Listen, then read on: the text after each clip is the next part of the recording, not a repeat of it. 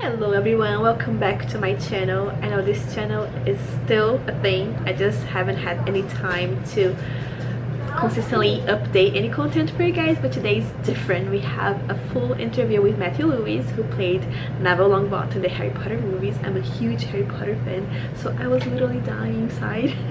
I was super anxious, but I was able to communicate, say my name. I think I didn't say my name at first, but I eventually got to it. Anyway, I was invited by the Harry Potter New York store to meet Matthew Lewis and interview him to talk about all things Harry Potter, and I'm gonna share with you guys now. So make sure to like this video if you like it, if you're a Harry Potter fan, and if you like, I don't know, New York City, life in New York, make sure to subscribe because eventually more videos will be up on this channel. I hope so. But you can also follow me on Instagram, Martha Sachser. I'm always on Instagram sharing our lives here in New York, a lot of tips, so make sure to follow me there. Bye. Hello, how are you? I'm Matthew. I'm good. What's your name? Martha. Martha, very nice to meet you. You've come all prepared. Yes, I'm here to finish. I feel underdressed. Yeah. Hi everyone, welcome back to my channel. I'm here at the amazing Harry Potter New York with the one and only Matthew Lewis, who played Neville Longbottom in the Harry Potter movies. I'm super excited to be here with you today and chat about one of my favorite things, Harry Potter. So, welcome to New York. Obrigado. It is your first time in the New York store? The Harry Potter It is indeed, yes. It's my first time, first experience, and it's incredible. What's your favorite thing about it? Wow. I think it's the attention to detail that they've really put in. It sounds boring to say the production value, but it really is like second to none. I mean, it's like being back in England. All of the little touches. They've got the forks there. They've got this giant griffin that they actually cast from the original prop from the film. It's just you walk in here and you are immediately in the world of Harry Potter. I come here every month. Yeah, you really? I mean, I always share with people my love for Harry Potter, so I'm always like, oh my god, this is new, this is something I've never seen. And they have like, seasonal stuff too, so it's really cool too. So when I'm watching the movie, I almost forget that most of the things we're seeing are actually made in post-production. It's so real, the production did a great job. Was there any scene that you shot, that you saw later in the big screen and you're like, oh my gosh, that's amazing, I did not see, Yeah, absolutely. I mean, for example, one of my favorite experiences. Well, the actual experience of filming it was very difficult, but the feeling that you're describing in the cinema, the prophecy room in Harry Potter and the Order of the Phoenix didn't exist. It was a giant airplane hangar, just a big green airplane hangar, enormous room.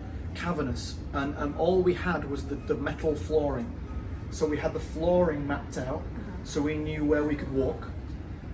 Everything else was just an empty green space. David, our director, had shown us a model of what it was going to look like, so that we could kind of have it in our head, and we knew that we had to conjure up this illusion of a very dark, dank, claustrophobic environment. And we were in a very bright, luminous green. Open space that would give you agoraphobia. It was ridiculously big, and so worked very hard on that. And it was difficult because the post-production team would be watching the scenes at the same time, and maybe someone's elbow would just flash through where there's going to be something, and we need to redo that. So it was trying. It was difficult, but so worth it. When you get into the cinema and you see it at the premiere for the first time, and you see what they've conjured up in post-production, that room, it's such a contrast from our experience. Seeing it on the screen really took my breath away. I can't believe how well they did with it. That's my favorite movie. Oh really? Yeah. Oh, good to know. Good to know. Besides the fake teeth that I heard you kept from the movie, was there anything else that you kept, or you wish you had kept from this set? Yes, I have my false teeth. Dreadful. Don't know why. No one else was going to take them, so they gave them to me.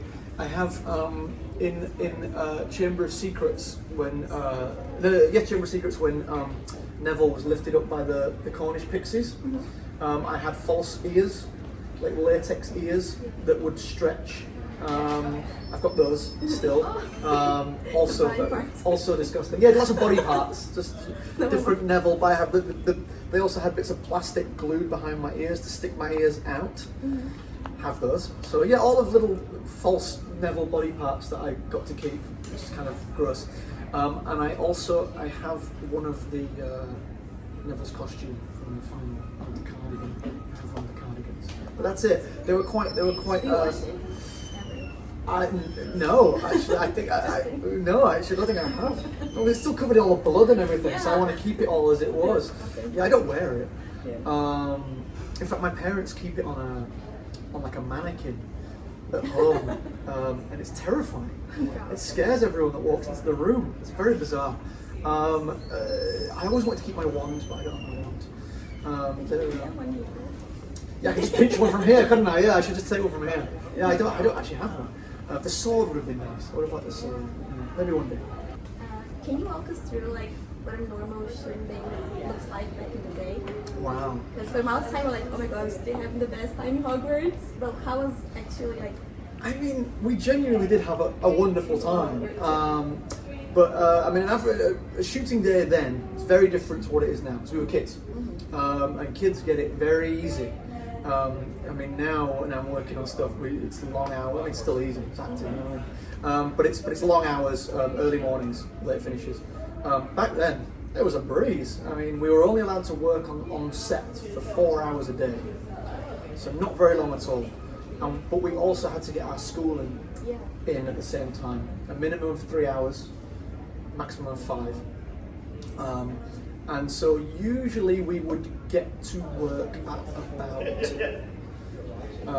8, I think, 8 in the morning, so we could do costume, hair and makeup, and then usually at 9 o'clock we'd go straight into school.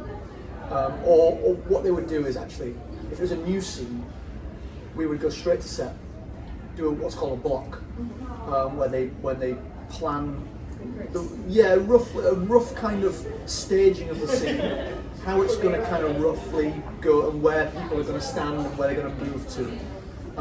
And again, it could still change, but that was a rough idea for the actors to say, I think I'm going to move here, I'm going to stand here, and so that the camera crew, the lighting crew and everyone else behind the camera could then set the scene up. And then while they were doing that, which some of those big, particularly in the Great Hall, would take an awful long time, they'd send us back to school. So we'd go straight to school and probably sit in school for an hour.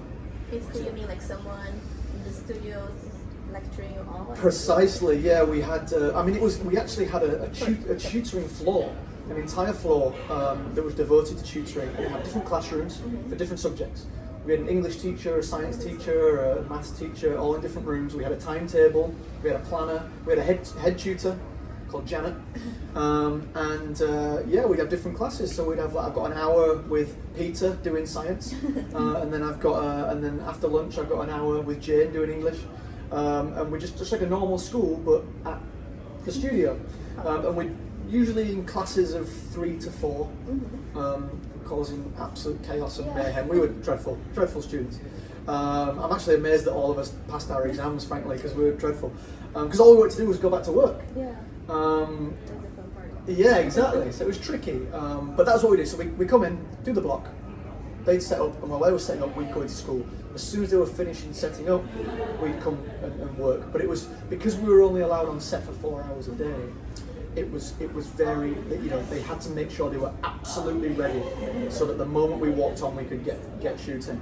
And the best thing was that even when we got over 16, over 18, and these laws no longer applied, because there were still so many kids on the set, we just maintained the set. So even at 20 years old, it was really easy. We late starts, early finishes, lots of time in the dressing room to put my feet up, because there were still other kids. So maybe some of the younger kids that were in the films that were younger than myself, that were still in school. I'd be like, when are you going into tutoring? And they're like, oh, I've got 2 hours of tutoring coming up. I'm like, great, I'm gonna go for a nap. So it was brilliant. And it was a thing, I always remember Alan Rickman used to say that's what he would do. He would find a child young enough and would stand behind them, because it meant that he would get loads of break time, and that when they wrapped, he got to go home as well. Brilliant. I've never forgotten it. cool. Have you been to Brazil? I have. Yeah. I'm in What Sao was it? Paulo. Yeah, you are. Yeah, I have. I had a fantastic time. 2010, I was there for a Harry Potter premiere in Sao Paulo for Deathly Hallows Part 1, I believe. I had a very good time. I got to meet Cafu. The player? Yeah. Oh, cool. Yeah, I went to the football museum and he was there. He signed my, he signed my football. I had the best time. That's I not absolutely. Yeah, I knew. Well, you know, Alfie Enoch played Dean Thomas. He taught me. Yeah. So he's fluent. He's We're from, so proud of him. Yeah, he's my best friend. Yeah. And so I actually just went to go see him at his house recently, and yeah, he would teach me all of my all of the bad. I know all the bad words, but I some good ones as well. Yeah, he taught me the nice ones as well. Yeah. So that Alfie's my my go-to for Portuguese. Can you send a message to your fans in Brazil? Oh, of course, absolutely. You guys have been with us since the beginning, before the beginning, and you've been so exceptionally supportive of everyone in these films, even now, all these years later. And I know from my experience of being down in Sao Paulo how crazy you all are. But it's really a privilege and a treat. I mean, you know, coming from England, I never thought that anyone outside of England would care about these films, and to know that people as far afield as Brazil are still champions of this, it means the world to us. I hope some of you will be able to come up here and see this in New York. I mean, I live in Florida, and I know there's plenty of you getting to Orlando as well. So yeah, just thank you so much. Keep supporting us, and I hope to get back to Brazil again one day. I don't know if Cafu will be there this time, but hopefully I'll get there again one day. Maybe Alfie can take me, huh? Yeah. He can show me around. Yeah, you always have to go with someone. They are the best spots to go. Sounds good. Thank you so much. It's my pleasure. Very nice meeting you. We're seeing you again. Yes, thank you very much. Thank you. Obrigada. Obrigado. Ciao. Thank you so much. I appreciate it. Thanks a lot. Have you enjoyed it? Everything. Yes. Yeah.